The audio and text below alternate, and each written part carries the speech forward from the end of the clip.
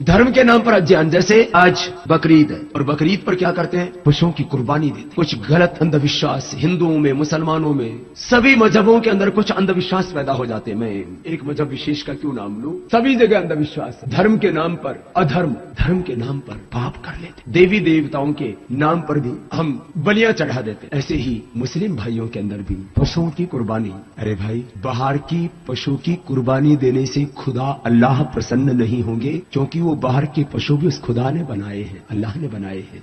ज़्यादा तो मैं नहीं जानता इस्लाम के बारे में, लेकिन जैसा आपने कहा तो मुझे ऐसा लगता है कि अल्लाह बहुत दयावान है, जो इंसानों पर और हर जीव पर यानी जानवर पर भी बहुत दया करता है। अब मेरा सवाल, मैं आपकी इस बात से बहुत सहमत हूँ कि किसी भी इंसान का कत्ल करना इंसानियत का कत्ल करना है, और मैं ये भी मानता हूँ कि इस्लाम धर्म दया धर्म है और इंसानियत का धर्म है। आपने कहा किसी भी इंसान का कत्ल करना इंसानियत का कत्ल करना है। क्या किसी जीव, किसी जानवर का कत्ल करना कहीं किसी मायने में दया और इंसानियत का कत्ल करना तो नहीं है? भाई साहब ने बहुत अच्छा सवाल किया कि इंसान का कत्ल करना इंसानियत की कत्ल करने के बराबर है, लेकिन क्या कोई जानवर का कत्ल करना इंसानियत की कत्ल करने के बराबर है क्या नहीं?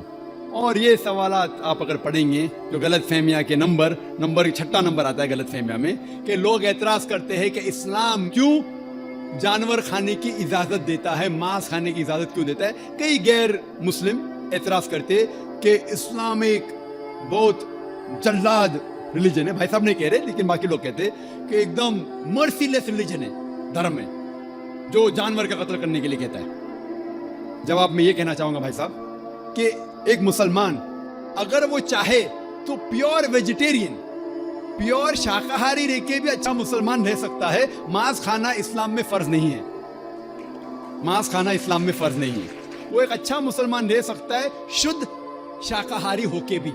लेकिन बट अल्लाह ताला फरमाते हैं कुरान मजीद में सूरह मायदा में सूरह नंबर 5 आयत नंबर 1 में कि हमने कैटल बनाए, 4 पांव वाले जानवर बनाए जिसको आप खा सकते हैं। सिर्फ वो जानवर जिसके हमने नाम लिए उसको मत खाओ, जो आपके लिए हराम है। उसके अलावा आप सब जानवर खा सकते हैं।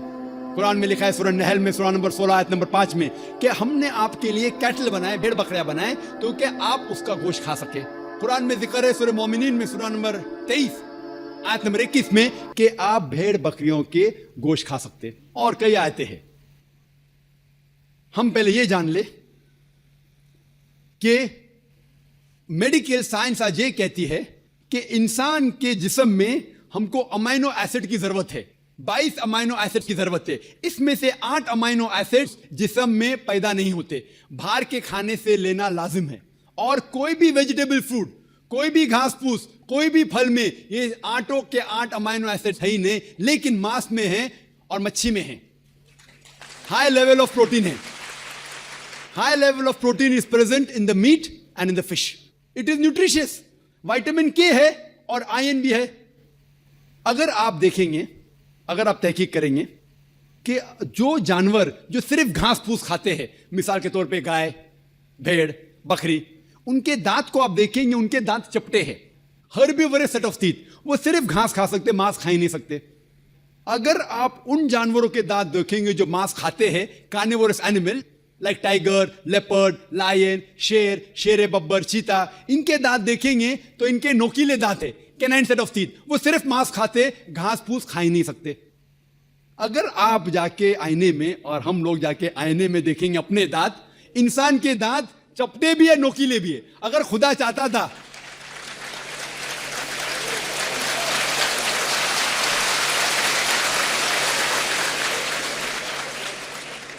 अगर खुदा की ये इच्छा थी कि इंसान सिर्फ घास फूस खाए, तो ये नोकीले दांत कैनाइन टीथ क्यों दिए? तो मैं डॉक्टर हूं, मांस खाने के लिए। डाइजेस्टिव सिस्टम जो है हर्बिवोरस एनिमल का, गाय बकरी का डाइजेस्टिव सिस्टम, वो सिर्फ घास फूस डाइजेस्ट कर सकता है, हजम कर सकता है, गोश्त को हजम कर ही नहीं सकता है। आप अगर शेर, चीता, शेर बब्बर का डाइजेस्टिव सिस्टम देखेंगे, वो घास फूस हजम कर ही नहीं सकता है, सिर्फ गोश्त हजम कर सकता है। हम इंसानों का डाइजेस्टिव सिस्टम अल्लाह सुब्हानहू व तआला ने इस तरीके से बनाया कि घास फूस भी हजम कर सकता है, गोश्त भी। तो हम घास फूस भी खा सकते हैं, गोश्त भी खा सकते हैं। और आप देखेंगे कि बहुत से लोगों को गलत फहमी है कि हिंदू मजहब में, हिंदू धर्म में गोश्त खाना हराम है। ये बिल्कुल गलत फहमी है। अगर आप पढ़ेंगे हिंदू धर्म की किताब पढ़ेंगे, मनुस्मृति अध्याय नंबर 5 श्लोका नंबर 30, उसमें लिखा हुआ है कि भगवान ने, खुदा ने कुछ जानवर को खाने के लिए बनाया है और कुछ जानवर को खा जाने के लिए। Some animals he has created to eat and some to be eaten। कुछ खाने के लिए और कुछ खा जाने के लिए। अगर आप उन जानवरों को खाते हैं जो खुदा ने खाने के लिए बनाया है तो आप कोई गुनाह नहीं करते। मनुस्मृति अध्याय 5 श्लोक का नंबर 30। आगे आप पढ़ेंगे मनुस्मृति अध्याय 5 श्लोक का नंबर 31 में लिखा हुआ है कि अगर आप जानवर का कत्ल करते हैं पूजा के लिए तो आप कोई गुनाह नहीं कर रहे। आगे पढ़ेंगे मनुस्मृति अध्याय नंबर 5 श्लोका नंबर 39 और 40, उसमें लिखा हुआ है कि खुदा ने सैक्रिफिस्ड एनिमल बनाया है, मतलब खुसूसन कुछ जानवर बनाया है तो कि सैक्रिफाइस की जाए और उसको खा सके। अगर आप उस जानवर का कत्ल करते हैं सैक्रिफाइस के लिए और खाते हैं जो अल्लाह ताला ने, भगवान ने बनाया है, तो आप कोई गुनाह नहीं करते। ऋग्वेद में है कि आप खा सकते हैं। ऋग्वेद में यह भी लिखा है कि आप भैंस खा सकते हैं, आप गाय खा सकते हैं। कितने श्लोक के मैं हवाला दे सकता हूं। अगर आप पढ़ेंगे महाभारत, देखो ऋग्वेद तो बहुत कम हिंदू लोग ने पढ़ा है, लेकिन महाभारत तो आप जानते होंगे, सुना होगा। महाभारत पढ़ेंगे अनुशासन पर्व चैप्टर नंबर 88, उसमें जो पांडव के सबसे बड़े भाई युधिष्ठिर, वो भीष्म से कहते हैं कि हम यज्ञ में, पूजा में क्या चीज देना चाहिए ताकि हमारे बाप दादा, हमारे पुरखों को सहूलत हो, आराम मिले, उन्हें पीस, अमन मिले, दे विल बी सेटिस्फाइड। तो भीष्म कहते हैं कि यज्ञ में, पूजा में अगर आप वेजिटेबल्स देंगे, घास फूस, फल, चावल देंगे तो हमारे बाप दादा, हमारे पुरखों 1 महीने तक संतुष्ट रहेंगे। कितने महीने तक? 1 महीने तक। अगर आप मच्छी देंगे तो 2 महीना, अगर गोश्त देंगे तो 3 महीना, खरगोश देंगे तो 4 महीना, बकरी देंगे तो 5 महीना, सूअर देंगे तो 6 महीना, अगर परिंदा देंगे तो 7 महीना, हिरन देंगे तो 8 महीना। ये कंटिन्यू होता है, मेन्यू होता है ना होटल का मेन्यू, उस तरीके से कंटिन्यू होता है। और आगे लिखा गया है अगर आप भैंस देंगे तो 11 महीना, अगर गाय देंगे तो पूरे 1 साल। कौन कहता है? भीष्म कह रहा है युधिष्ठिर से। महाभारत अनुशासन पर्व चैप्टर नंबर 88, मैं हवाला दे रहा हूं। आप ये नहीं कहना चाहिए जाकिर भाई कुछ भी कह रहा है दिमाग से, मैं हवाला दे रहा हूं, ये आपके किताबों में लिखा हुआ है। उसके आगे लिखा हुआ है कि अगर आप राइनोसेरस देंगे, राइनोसेरस, तो हमेशा के लिए संतुष्ट रहेंगे। ऐसे कई चीजें हैं। वजह क्या थी कि हिंदू लोग शाकाहारी बन गए, कई हिंदू लोग। इसकी वजह यह है कि कई हिंदू लोग अहिंसा की तरफ जा रहे थे, वो बाकी मजाहिब से मुतासिर होके। मिसाल के तौर पे जैनिज्म में है कि आपको जानवर नहीं खाना चाहिए, और अगर उनसे पूछेंगे क्यों नहीं खाना चाहिए तो वो कहते किसी भी जीव की हत्या करना गलत है। और भाई साहब भी मुंडी हिला रहे, मैं भी इसको मानता हूं। अगर कोई भी इंसान बिना किसी जीव की हत्या किए जी सकता है तो मैं नंबर 1 हूंगा, number 1। Doctor Zakir Naik number 1 होंगे, क्योंकि मैं डॉक्टर हूं, मैं जानता हूं। लोग कहते हैं कि जानवर को खाना मतलब जीव की हत्या करना। ये पहले जमाने के अंदर जब साइंस टेक्नोलॉजी नहीं बढ़ चुकी थी तो उस टाइम लोग शायद इसे मानते थे। आज साइंस टेक्नोलॉजी बढ़ चुकी है, हम जानते हैं कि इवन जो प्लांट्स है, जो फल है और जो पौधे हैं, उनके पास भी जान है। तो आपकी लॉजिक फेल हो गई। अभी जब हमें यह पता चला कि पेड़, पौधे और फल की भी जान है तो लॉजिक में जरा तब्दीली आ गई। अभी लोग कहते हैं हमें पता है कि पेड़ पौधे की जान है, लेकिन पेड़ पौधे को दर्द का एहसास नहीं होता। ठीक है भाई, ये पहले की बात है। आज साइंस बढ़ चुकी है, हम जानते हैं कि पेड़ पौधे को भी दर्द होता है। वो हंस भी सकते, वो रो भी सकते, उनको भी दर्द होता है। लेकिन ये अलग बात है कि वो जब चिल्लाते हैं उनकी चीख हमारे कानों तक सुनाई नहीं देती, क्योंकि इंसान सिर्फ 20 साइकिल से लेके 20,000 साइकिल पर सेकंड तक सुन सकता है। इसके ऊपर, इसके नीचे इंसान सुन नहीं सकता। क्योंकि हम पेड़ पौधे की चीख नहीं सुन सकते, उसका मतलब ये नहीं कि हम उनकी हत्या कर सकते। एक शख्स था जो मुझसे बहुत बहस कर रहा था। वो जाकिर भाई, मैं मानता हूं कि पेड़ पौधे की जान है, पेड़ पौधे को दर्द होता है, लेकिन ये जानवर के 5 सेंसेस है, 5 समझ है। ये पेड़ पौधे के 2 या 3 कम है। सिर्फ 3 सेंसेस है। तो इसीलिए जानवर को कत्ल करना बड़ा गुनाह है, पेड़ पौधों को कत्ल करना कम गुनाह है।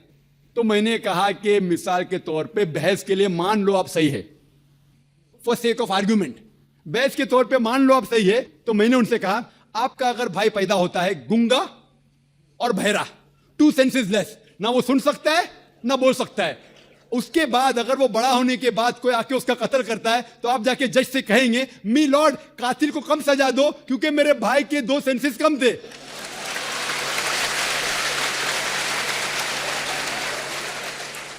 आप तो उल्टा ये कहेंगे कि मेरा भाई तो मासूम था, वो गूंगा था, सुन भी नहीं सकता था, बोल भी नहीं सकता था, उसको डबल सजा दो।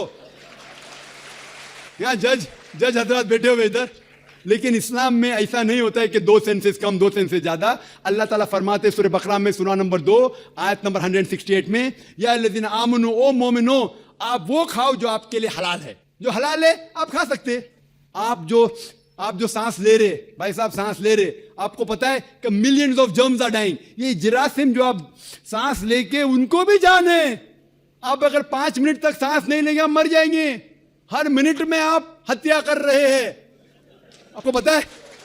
लेकिन ये जो जानवर है, पेड़ पौधे है, जिरासिम है, ये आलमी भाईचारे में नहीं आते, इनका कत्ल करना आम तौर से हराम है। लेकिन अगर आपको जीने के लिए इनका कत्ल करते हैं अल्लाह का नाम लेते हुए कि हम इनको कत्ल कर रहे हैं, तो ये गुनाह नहीं है। लेकिन सिर्फ हमारे निशानेबाजी के लिए अगर मैं कोई जानवर का कत्ल करता हूं वो हराम है, लेकिन खाने के लिए अगर मैं जानवर का कत्ल करता हूं या पेड़ पौधे काटता हूं खाने के लिए, तो ये इस्लाम में इजाजत है। जो जानवर की इजाजत है, जो जानवर हलाल है उसको आप काट सकते हैं खाने के लिए, सिर्फ निशानीबाजी के लिए नहीं। तो आप देखेंगे आम हिंदू के जो है ना आलमी भाईचारे, उसके अंदर पेड़ पौधे भी आपके भाई है, जानवर भी भाई, जो इस्लाम में नहीं। इस्लाम में आलमी भाईचारे के लिए हर इंसान आपका भाई है, भले अमेरिका में हो, इंडिया में हो, यूके में हो, काला हो गोरा हो, वो आपका भाई है। लेकिन जानवर आपके भाई नहीं है, लेकिन जानवर का भी हुकूक कुरान और हदीस में दिया गया है। लेकिन जो जानवर की इजाजत दी गई है खाने के लिए, उनको हम खा सकते। होप ये जवाब आपके लिए काफी है। आपने ये कहा कि पेड़ पौधों को यदि हम खाते हैं तो कुछ सुनाई देने की आपने बात कही थी, लेकिन हम ऐसा तो कर ही सकते हैं जिन बच्चों की हमें चीख या किसी भी चीख सुनाई दे रही है उसको रोने से रोक सकते हैं। दूसरा, जो चाइना में नवजात शिशु खाए जाते हैं, यदि कोई इस्लाम धर्म का अनुयायी उनका अल्लाह का नाम लेकर यदि खाता है तो क्या ये उचित है? मैंने एक अखबार में कटिंग पढ़ी थी कि वहाँ न्यू बॉर्न चाइल्ड वहाँ खाए जाते हैं, तो क्या इस्लाम में इस तरीके की इजाज़त है? आपने ये कहा कि पेड़ पौधों को यदि हम खाते हैं तो कुछ सुनाई देने की आपने बात कही थी, लेकिन हम ऐसा तो कर ही सकते हैं जिन बच्चों की हमें चीख या किसी भी चीख सुनाई दे रही है उसको रोने से रोक सकते हैं। दूसरा, जो चाइना में नवजात शिशु खाए जाते हैं, यदि कोई इस्लाम धर्म का अनुयायी उनका अल्लाह का नाम लेकर यदि खाता है तो क्या ये उचित है? मैंने एक अखबार में कटिंग पढ़ी थी कि वहाँ न्यू बॉर्न चाइल्ड वहाँ खाए जाते हैं, तो क्या इस्लाम में इस तरीके की इजाज़त है? भाई साहब ने सवाल किया कि क्योंकि बच्चों की जो चीख सुनाई देती तुम चुप कर लेते, सुनाई नहीं देती तो क्या करेंगे? और उन्होंने सवाल पूछा कि चाइना में बच्चों का गोश्त खाया जाता है, वो बिल्कुल हराम है। जैसा मैंने कहा, सिर्फ उन जानवर जिनकी इजाजत है वो जानवर का गोश्त आप खा सकते, इंसान का गोश्त खाना तो बिल्कुल हरामी है। किसका भी नाम लो, किसका भी नाम लो, अल्लाह का नाम लेके सूअर भी खाना हराम है। जो जानवर की इजाजत है वो ही जानवर खा सकते हैं, और कोई भी जानवर ने, भले आप अल्लाह का नाम लो या ना लो, अल्लाह ने जब इजाजत दी नहीं तो नाम लेके क्या फायदा। और आपका जो पहला सवाल था कि बच्चों की चीख सुनाई देती तो चुप करते हैं, नहीं सुनाई दी तो क्या करेंगे? अगर बच्चा गूंगा है तो क्या करेंगे? आप उसको दूध नहीं देंगे?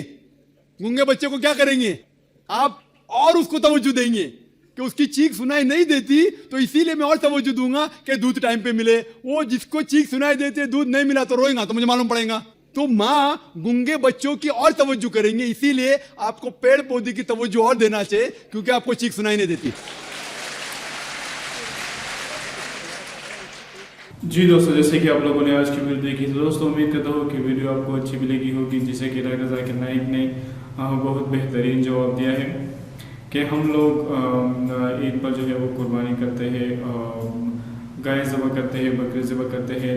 जैसे कि अल्लाह ताला ने सूरत माइदा में फरमाया है कि हमने आप लोगों के लिए कुछ जानवर जो है वो हलाल किए जो जिसके नाम है उसके अलावा जो है वो हलाल है। इस तरह सूरत मोमिनीन में भी अल्लाह ताला ने हवाले दिए हैं जानवरों के बारे में कि हमने आपके लिए जो गाय हलाल की है वो आप खा सकते हैं।